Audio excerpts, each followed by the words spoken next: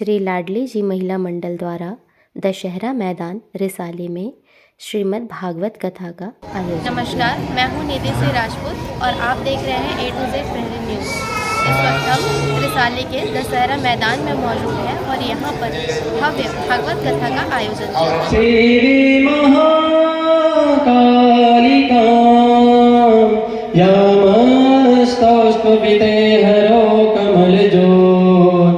निर्मला शुक्ला जी, हम उनसे कार्यक्रम के बारे में कुछ जानकारियाँ लेंगे। मैं श्री लाडली महिला मंडल से बोल रही हूँ और मैं छठी पद पे और हमारा श्रीमद् भागवत का कार्यक्रम 20 जनवरी से 28 जनवरी तक बड़ा दशहरा मैदान रिसाली में हुआ है। और हम लोग धर्म और संस्कृति को आगे नजर रखते हुए हमने इस कार्यक्रम को किया है ताकि लोगों में धर्म की जागरूकता हो, लोग धर्म को आध्यात्म को समझे। इस उद्देश्य से हमने ये कार्यक्रम किया है। हमारे साथ अध्यक्ष महोदया भी मौजूद हैं, श्रीमती अम्बे उपाध्याय जी। हम उनसे भी कार्यक्रम के बारे में कुछ जानकारियाँ लेंगे। ये कार्यक्रम करके हमें बहुत अच्छा लगा और हम बहुत मेहनत करके ये भागवत को एकदम अच्छे से कंप्लीट किए हैं और आगे भी जाएंगे। इस तरीके का कार्यक्रम हम करते रहें और हमारे सब जितने भी साथ हैं लाडली महिला मंडल के, सब उनका साथ है।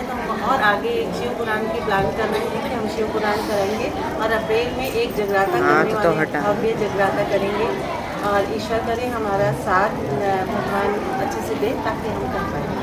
राधे राधे, शाम से मिला दे। राधे राधे, शाम से मिला दे।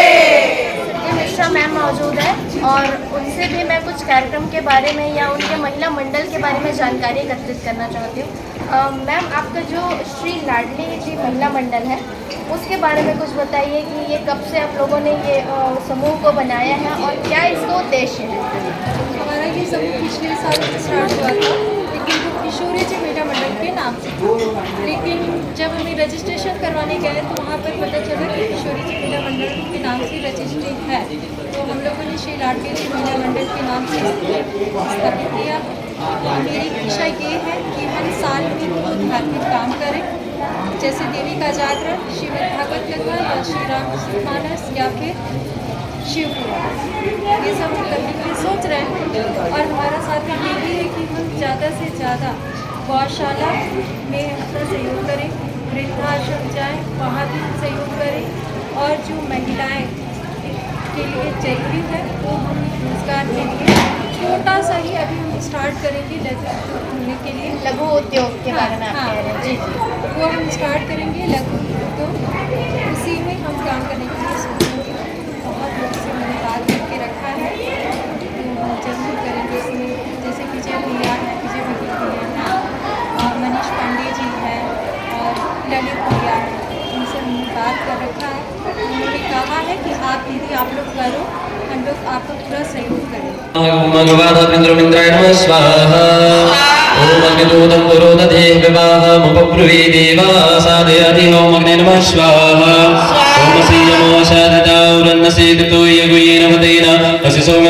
कथा के अंतिम दिवस में 28 जनवरी को महायज्ञ का आयोजन किया गया, जिसमें पूर्णाहुति के बाद आरती और आरती के बाद भोग भंडारा का कार्यक्रम रखा गया था। हमारे साथ कथावाचक पंडित वरुण तिवारी जी मौजूद हैं और इस श्रीमद् भागवत कथा के बारे में हम उनसे भी कुछ जानकारियाँ लेंगे। सच्चिदानंद रूपाय विष्णुपत्यादि हेतवे तापत्रय विनाशाय श्री कृष्णाय वयं नमः। पंडित जी, कितने दिनों से यहाँ पे कथा चल रही है और आज कौन सा दिवस है उसके बारे में कुछ बताइए। महिला मंडल के तत्वाधान में ये दूसरी बार कथा का आयोजन किया गया है। 20 तारीख से ये कथा प्रारंभ हुई, आज 28 तारीख को समापन की ओर है। अभी हवन का कार्यक्रम हो चुका है, भोग भंडारे का कार्यक्रम।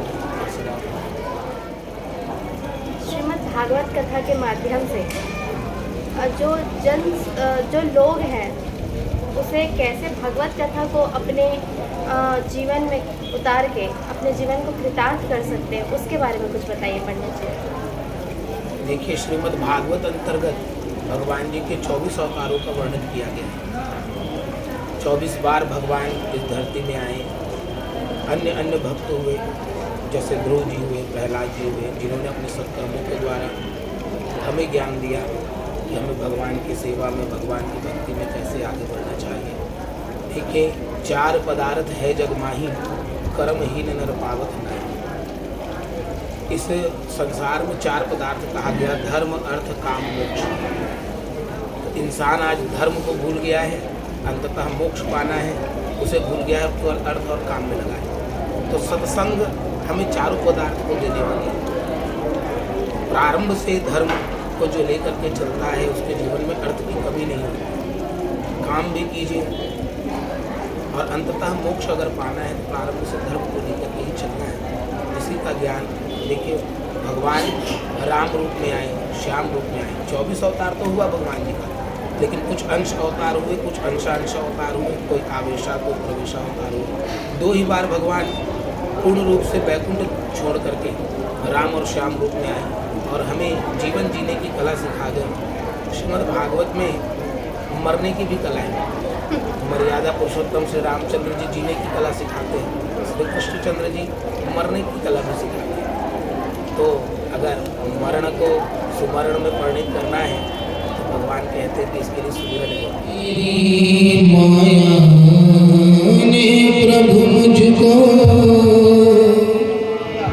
जग में खूब नचाया, तेरी माया ने प्रभु मुझको जग में खूब नचाया। जब मन को एकाग्र किया तो नाम तुम्हारा गाया। सारा संसार करेगा हाथ जोड़ के श्यामा तेरी।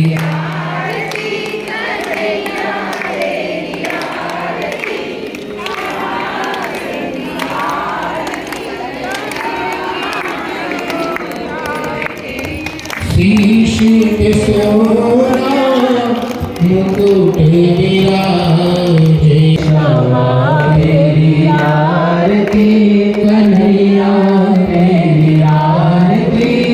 सारा संसार करेगा हाथ जोड़ के, करेगा हाथ जोड़ के, करेगा हाथ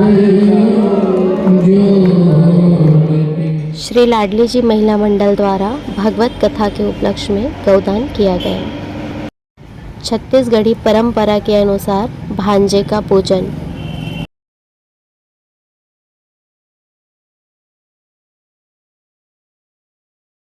भोग भंडारे का हजारों श्रद्धालुओं ने आनंद उठाया।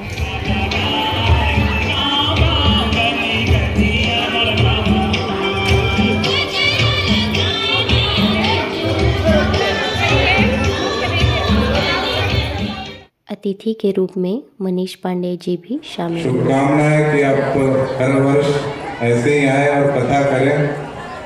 निश्चित तौर पर हम सबके जीवन में श्रीमद् भागवत का बहुत असर है और हम सब जानते हैं कि सांसारिक जीवन में 2 ही भगवान, एक प्रभु श्री राम और एक प्रभु श्री कृष्ण, जिन्होंने जीवन जीने की कला हर समय किस प्रकार से अपने आप को ढालना है, संगठन, समाज, नेतृत्व और हर तरीके की जो विधा और कला है वो हम सबको श्रीमद् भागवत में मिलती है और उसी का रसपान हम लोगों ने इतने दिनों तक किया है।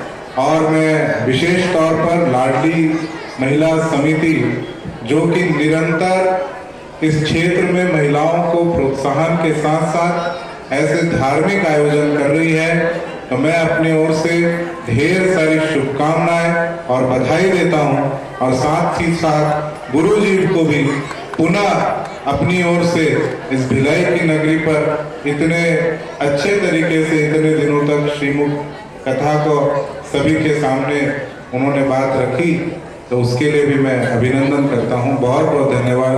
राधे राधे। इसी तरह की अन्य खबरों के लिए जुड़े रहिए। वीडियो को लाइक करें, शेयर करें, चैनल को सब्सक्राइब करें।